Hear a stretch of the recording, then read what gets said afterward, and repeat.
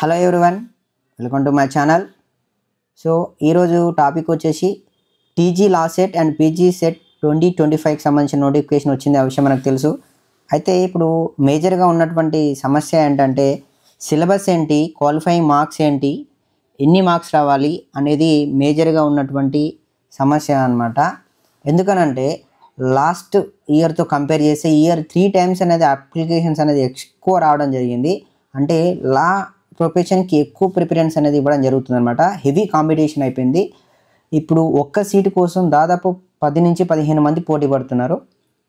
15 members అంటే ఇప్పుడు కాబట్టి సో వాళ్ళు నన్ను కామెంట్ ద్వారా అడుగుతున్నది ఏంటంటే మాకు ఒకసారి సిలబస్ చెప్పండి, ఏదైనా షార్ట్కట్లో మేము చదువుకొని మాకు బెస్ట్ మార్క్స్ ఎలా రావాలి and first of all qualifying marks ఏంటి అనేది అడుగుతున్నారు. లాస్ట్ డేట్ రిజిస్ట్రేషన్ వచ్చేసి మనకి విత్ లేట్ ఫీతోని 4000 లేట్ ఫీతోని 25th వరకు ఉందన్నమాట. సో ఫస్ట్ ఒకసారి నోటిఫికేషన్ డీటెయిల్స్ ఒకసారి క్లియర్గా చెక్ చేసినట్టయితే మనకి ఇక్కడ క్వాలిఫైయింగ్ మార్క్స్ అనేది క్లియర్గా ఇవ్వడం జరిగింది.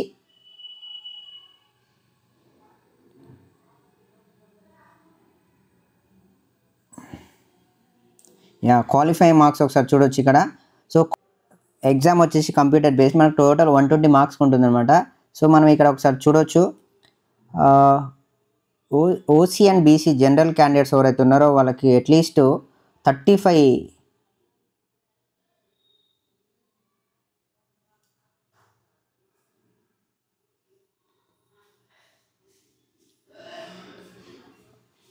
క్వాలిఫైయింగ్ మార్క్స్ వచ్చేసి ఓసీ అండ్ బీసీ వారికి, బీసీ అలాగే ఓసీ వారు ఎవరైతే ఉన్నారో వారికి ఎంట్రన్స్లో టోటల్ 35% మార్క్స్ వస్తే వీళ్ళు క్వాలిఫై అవుతారు. 35% అంటే మనకు 120లో 42 మార్క్స్ అనమాట.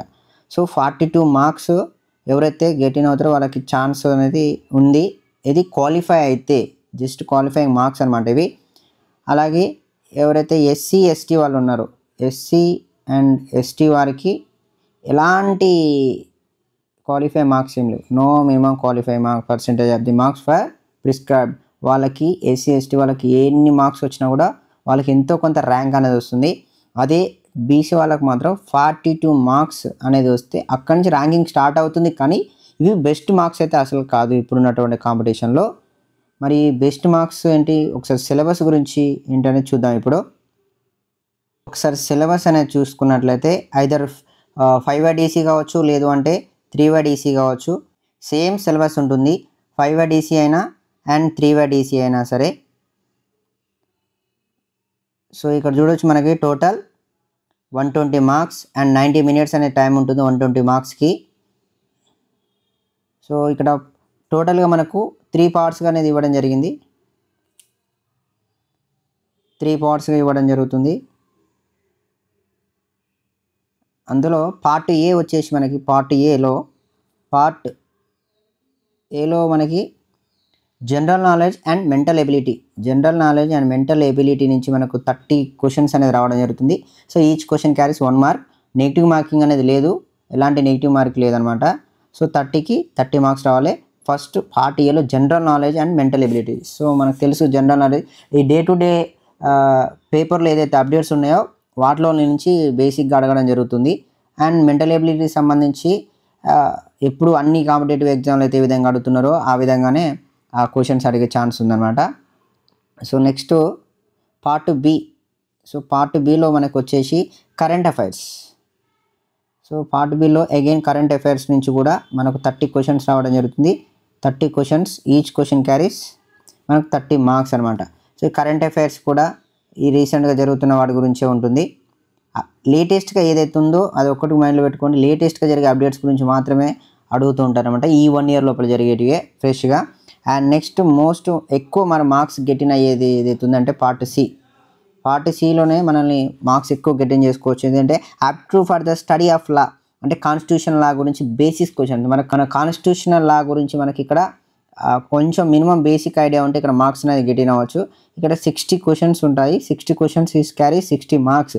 అయితే ఇక్కడ మనకు కొంచెం ఫేవరబుల్గా ఉండేది ఏంటంటే 10 questions అనేది మనకి ఇక్కడ కాంప్రిహెన్షన్ ఆఫ్ లీగల్ ప్యాసేజెస్ వస్తాయి అనమాట. సో కంప్లీట్గా మనం ఆ ప్యాసేజ్ని చదివి అర్థం చేసుకొని మనం కొంచెం కనుక రాయగలిగితే మంచి మార్క్స్ తెచ్చుకోవచ్చు. ఇక్కడ మాత్రం కొంచెం మనకి బుక్ నాలెడ్జ్ అని ఉండాలి. ఈ స్టడీ ఆఫ్ లాలో కొంచెం బుక్ నాలెడ్జ్ వీటి కోసం మీకు బయట దొరుకుతాయి అన్నమాట మెటీరియల్స్.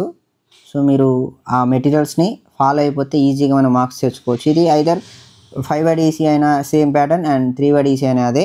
సో అయితే ఈ పార్ట్ సి మాత్రం ఇక్కడ మళ్ళీ మెన్షన్ చేయండి. The question in the part C aptitude for the study of law, elementary knowledge of the basic principle of law and constitution of India on the part of the student.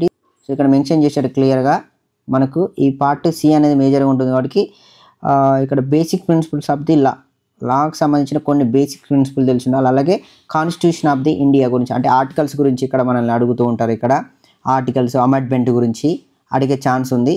So కాబట్టి ఎక్కువ focus మీరు part సిలో చేస్తే మనకు marks ఎక్కువ వచ్చే chance ఉంటుంది. అలాగే ఇక్కడ కేస్ స్టడీస్ గురించి అండ్ సెక్షన్స్ గురించి కూడా అడిగే ఛాన్స్ ఉంది. ఇప్పుడు బిఎన్ఎస్గా మారింది కాబట్టి కొత్త సెక్షన్స్ గురించి కూడా. Next the questions will be objective types including the multiple choice questions matching items. So మొత్తం కంప్లీట్గా మనకు మల్టిపుల్ చాయిస్ క్వశ్చన్సే 1 2 3 4 నెంబర్స్ ఇలా ఇవ్వడం జరుగుతుంది. 4 ఆల్టర్నేటివ్ ఆన్సర్స్ ఉంటాయి. సో మీకు ఏదైతే ఆన్సర్ అనుకుంటారో అది చూజ్ చేసుకోవాల్సి ఉంటుంది. సో కాకపోతే మనకు 90 minutesలోనే 120 క్వశ్చన్స్ అనేది చేయాల్సి ఉంటుంది. సో మనం మళ్ళీ ఒకసారి మాట్లాడినట్టయితే ఫస్ట్ అయితే మనం బేసిక్ ప్రిన్సిపల్ ఆఫ్ లాకి సంబంధించిన బేసిక్ ప్రిన్సిపల్స్ అనేది మనం నేర్చుకుంటే మనకు కొంత ఫేవర్గా ఉంటుంది. Basic principles. Next constitution of India. ఈ రెండింటిని మనం కవర్ చేసుకున్నామంటే బెస్ట్ మార్క్స్ వస్తాయి. ఒక 70 to 80 మార్క్స్ కనుక మనం స్కోర్ చేయగలిగితే మనం ఇప్పుడున్న కాంపిటీషన్లో మనకు బెస్ట్ కాలేజీలో సీట్ వచ్చే ఛాన్సెస్ అనేది ఎక్కువ ఉన్నాయన్నమాట. 70 more than 70 పెట్టుకొని టార్గెట్. more than 70 అంటే మనకి ఇక్కడ 60 అనేది వచ్చేసి only principle of law and constitution of ఇండియానే ఉంది కాబట్టి వీటి మీద మనం ఫోకస్ చేస్తే మనకి ఎక్కువ మార్క్స్ వచ్చే ఛాన్స్ ఉంది. సో దాని ద్వారా మీరు మంచి ర్యాంక్ కూడా తెచ్చుకోవచ్చు అనమాట. సో ఇదండి నా వీడియో. ఇలాగే మరొక మంచి ఇంట్రెస్టింగ్ వీడియోతో మేము ముందుకు వస్తాను. అప్పటి వరకు నా ఛానల్ సబ్స్క్రైబ్ చేసుకోకపోతే సబ్స్క్రైబ్ చేసుకోండి. Thank you for watching. Thank you so much.